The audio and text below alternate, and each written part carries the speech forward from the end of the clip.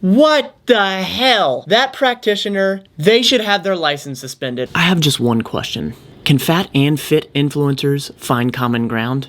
Dare I say it? Middle ground? Hey, I'm Matt from Matt Lean Fitness. So big shout out to the IG follower who sent me this. I am always down to react to type of things like this. I love the conversations that come from this. I do think it's gonna be highly emotionally charged.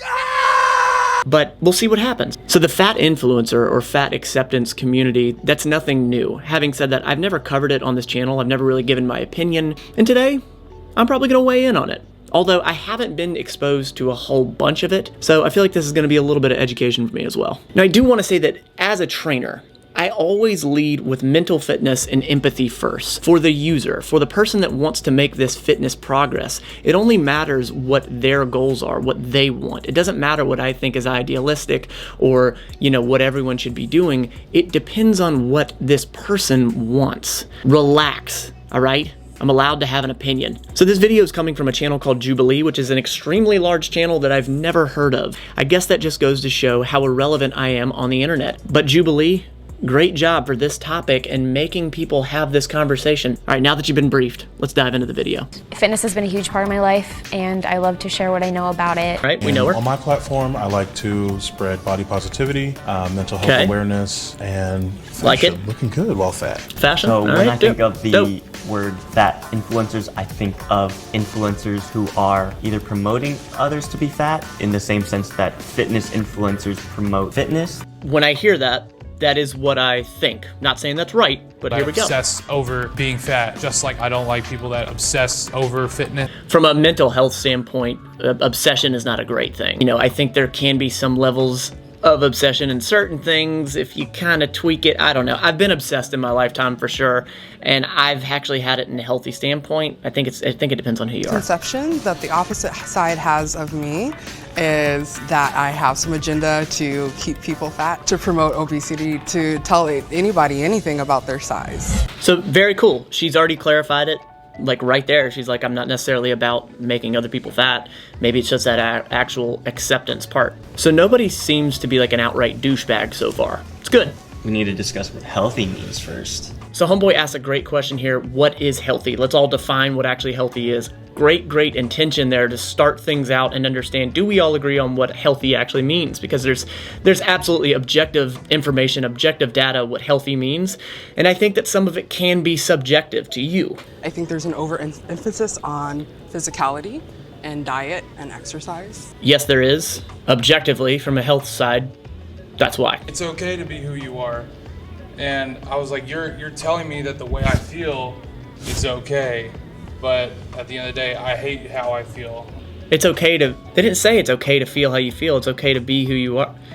Maybe I'm missing something, whatever. You're doing a disservice to the people around you that care about you, whether it be close, relatives, society, etc. All right, okay. So maybe what he's talking about here is your people around you basically telling you the truth. Now, I absolutely believe in telling people the truth. You can deal with the truth. If you have the truth in front of you, you can make the changes that you want to make or don't make any changes. But if the people around you lie to you, I understand that that's done out of love, but it's really hurting you. So I get what he's saying there, if that's what he's saying there. And dedication. I mean, nothing else worked, loving yourself, quote unquote, made me eat KFC 3 times a day. So I think he views loving yourself as total acceptance of where you are. I think that's how he views that.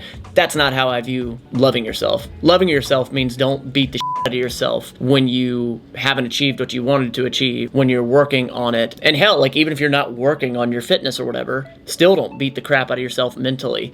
Fat shaming is worse than skinny shaming. Shaming in general, whatever shaming you're doing, especially with the body, equally shitty.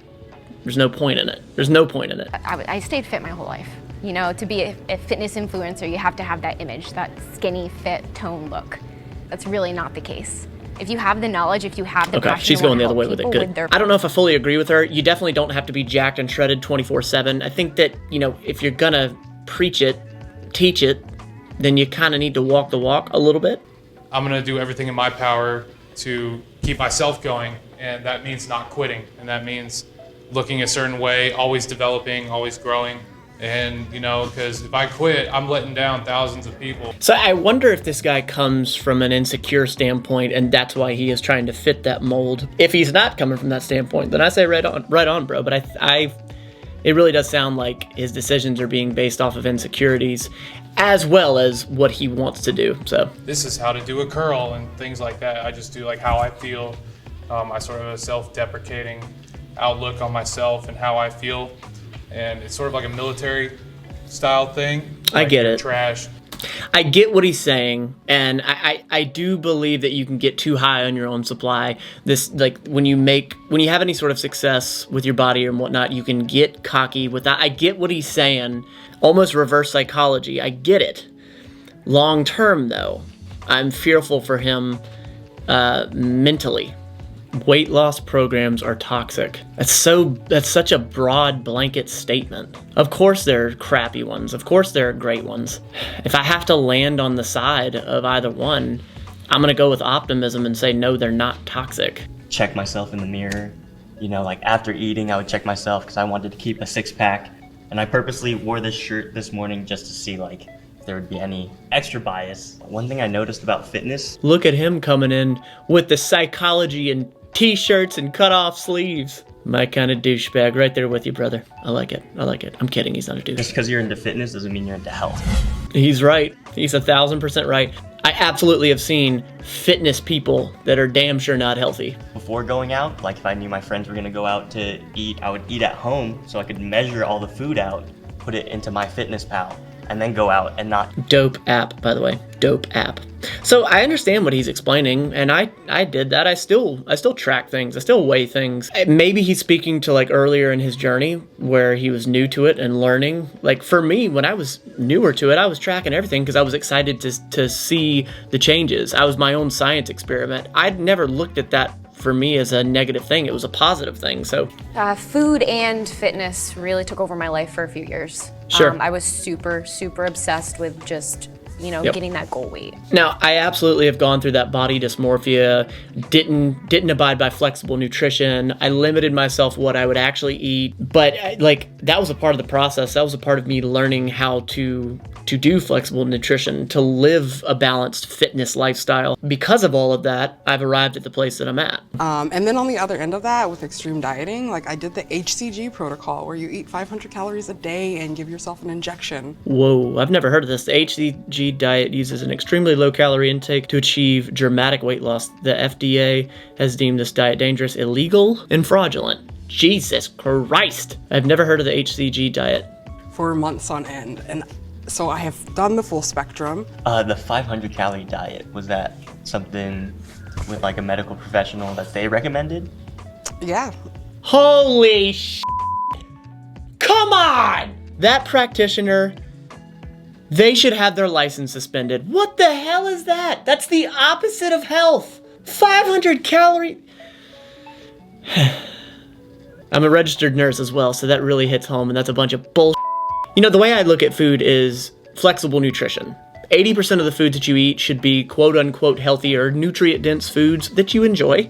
And then also 20% of the foods that are not as what we think healthy, but the foods that you just legit enjoy. You know, grandma's pecan pie, you better eat it, all right? She's not gonna be around much longer.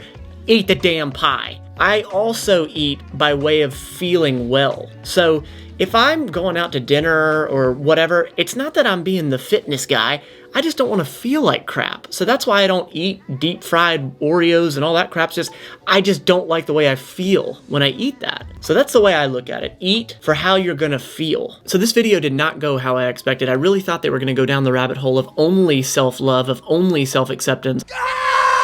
I didn't think that they were going to take these side streets of really, really great conversation. I think they approached this with a well-rounded, constructive conversation from both sides. What matters is you, the end user, and what you want. Here's the thing. If you are obese, if you are fat, and you understand the health risks that surround that, and you are happy, then that's fine. That's totally fine. For me, from what I did not know about fat influencers is I thought that, it was an acceptance of being fat and being blind to the health risks. If you understand it, then no one should be able to say anything negatively to you. And the same thing goes for the fitness side. There are fit people that are extremely unhealthy. So as long as those fitness people know that what they're doing is unhealthy, live your life as long as you're happy. And here's the deal. If you're trying to get fit and you don't know how, I have this thing called the 30-Day Full Body Group Challenge. You should check it out. There's a link in the description below. 30 days of behavior change. We're gonna do weekly group Zoom calls. We're gonna do everything that you need to do. I have people that are changing their minds and their bodies drastically because they're implementing the things in this challenge. If you're interested in it, check it out. Also, if you want a great meal prep service and you want 20% off of it, use code MLF at Flex Pro Meals. Fantastic service. I'll link a video right here explaining who they are, what they are. Both links are in the description. I appreciate you sliding by for this video. You don't have to be perfect at this common ground thing. Just be better than yesterday. Every day.